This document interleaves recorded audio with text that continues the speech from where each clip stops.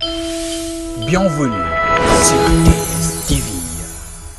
TSTV, la chaîne de vérité. Salaamaaleykum, maa ngi tudd Maodo Kandji Mbengue dëkk Yeumbeul Nord nekk président de l'association Mouvement des Jeunes de l'Espoir. Cette foire bi moo nekk suñu 6e édition, donc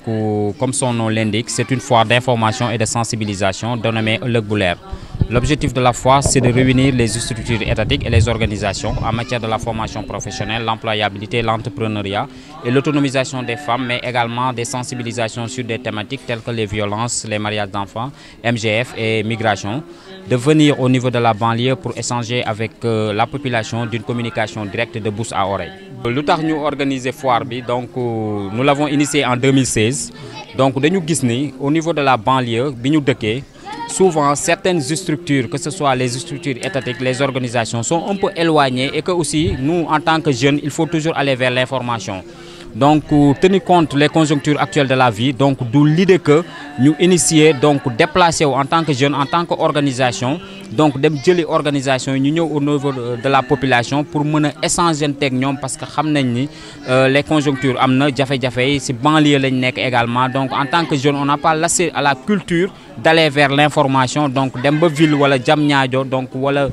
Almadies, Dakar, ainsi de suite, pour recueillir des informations. Donc, en tant qu'organisation de jeunes, d'où l'importance nous indiquer pour nous véhiculer l'information et leur véritable mission concrète. Nous avons l'organisation et travailler au niveau de la banlieue et aussi surtout pour la jeunesse sénégalaise. Par rapport à ce que nous avons au niveau structure étatique, nous avons un peu le parce que nous avons vu le 3FPT Mongifi, donc les mutuelles de santé Mongifi. Peut-être on peut dire les démembrements de l'État au sein du département de Keur Massar. Donc nous, notre devoir en tant qu'organisation de jeunes def nañ ko mooy bind leen lettre adressé leen également, on a eu nos décharges, donc foofu la ñu mën a wax ni li nga xamante ni loolu la ñu def étant que pour informer leen xamal ka leen ni kat bis sàngam bëgg nañu organiser soit te suñu sañoon tamit également seen taawaay dina fi am solo, donc peut-être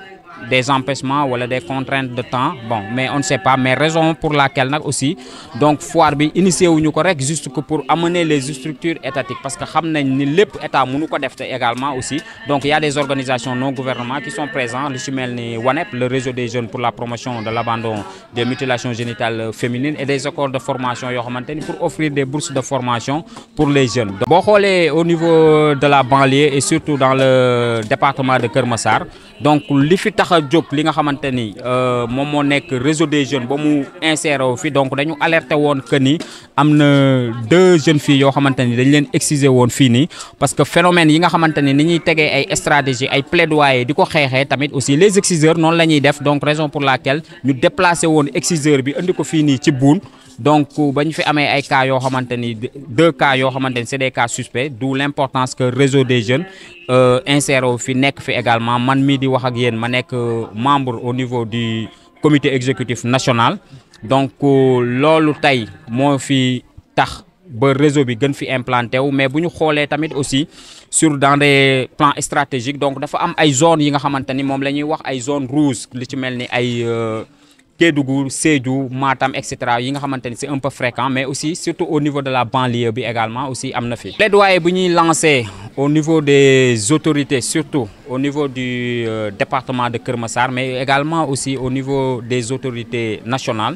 Donc mooy ñun nous sommes une organisation à but non lucratif, amuñu benn coloration sous politique, amuñu ku ñu àndal, li ñu àndal mooy la jeunesse, li ñuy def mooy joxe offrir des services aux populations. Et que aussi nous jouons juste un rôle d'alerte et de sensibilisation, donc am na ay mesures yoo xamante ni autorités yi ñoo koy jël, donc luñ ci gën a ñaax mooy ñun ñu dooleel ñu xam ni seeni doom lañu, donc suñu amee ces genres d'initiative là xam nañ ni état mënta def lépp, donc luñ ciy def rek mooy contribuer leen à l'édifice, donc mooy ñu soutenir ñu. Ki di soutien nag donc di nga dugg aspect li nga xamante ni mooy financier, mais aspect aussi li nga xamante ni mooy technique, mais luñ ci gën a soxla mooy ñu am un accompagnement technique, mooy leur présence dans leurs axes, parce que ñun mën nañu démarcher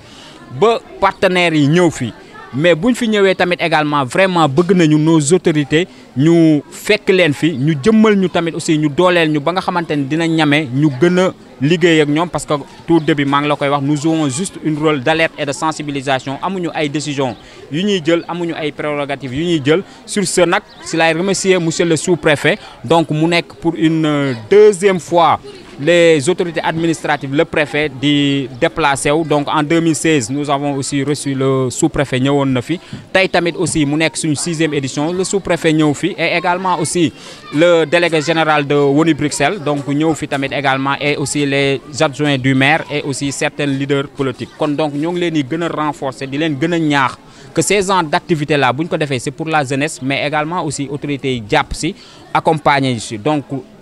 amoon nañu yéene également aussi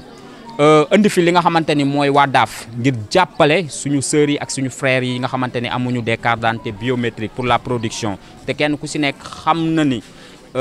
jafe na te y a beaucoup de jeunes également yoo xamante ni amuñu possibilité boobu donc DAF bu déplacé woon ñëw rapproché wu pour mën a faciliter tâche boobu noonu def nañ toutes nos démarches tout non nécessaire yoo xamante ni wax dëgg fa yàlla amoon nañu yéen tey def ko fii mais malheureusement aussi kii di police xam ni bon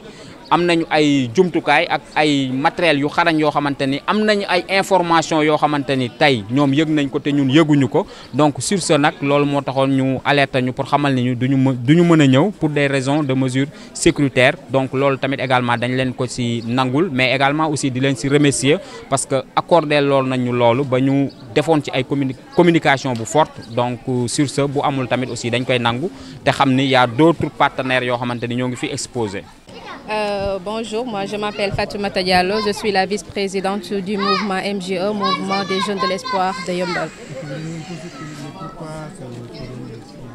Alors aujourd'hui on est là pour célébrer notre foire qui est édition numéro 6 qu'on a commencé à célébrer depuis en 2016. Vous avez vu les résultats qu'on a obtenus dans le département de Keur Massar dans le but de sensibiliser les jeunes, mais aussi de les aider sur l'employabilité des jeunes, également aussi sur le leadership féminin. Bon, notre association mise tout ce qui est l'employabilité des jeunes, par exemple DER ou bien 3FP ou bien d'autres structures étatiques envers eux, de voir comment ils pourront se déplacer pour venir dans notre localité pour véhiculer les messages dont les jeunes ont besoin dans leur cadre de vie ou bien dans leur développement personnel. On dit plus ou moins, mais quand même on a fait ce qu'on devait faire parce qu'on est allé vers eux pour signer des accords de partenariat. Il y a d'autres qui ont participé, il y a d'autres aussi malheureusement qui n'ont pas pu participer. Mais comme je le dis souvent, nous avons fait tout ce que nous devons faire. Donc peut-être arriver par là à la finalité. Donc on a 15 standings sur place. Donc je pense que ça, ce n'est pas une chose qui est petite vraiment. On s'est sacrifié pour aller vers eux, avoir des rendez-vous et mettre en collaboration avec eux. Mission du mouvement des jeunes de l'espoir, on mise aussi également sur les mariages d'enfants d'abord parce qu'on sait que la place de l'enfant n'est pas dans leur foyer mais plutôt à l'école. Aussi on travaille sur le maintien des filles à l'école parce que c'est important, mais aussi on mise tout ce qui est aussi l'excision faite aux filles vu que ça existe beaucoup d'inconvénients, par exemple sur l'accouchement, il y a beaucoup de choses aussi qu'on combatte, les violences également faites aux femmes. Bon, aujourd'hui on a mené des activités comme quoi on a des standings qui sont structurés au niveau des structures étatiques, que ce soit privées ou bien publiques par exemple, qu'on est là, ils ont véhiculé des messages dont les jeunes, on en a vraiment besoin. Comme par exemple tout ce qui concerne la transformation pour les femmes, l'employabilité pour les jeunes, mais également aussi pour obtenir des bourses ou bien des demi-bourses sur l'orientation dans les universités privées pour ceux qui viennent d'avoir le bac ou bien pour ceux qui veulent continuer leurs études supérieures. Ce que j'aimerais dire d'abord, comme on l'a dit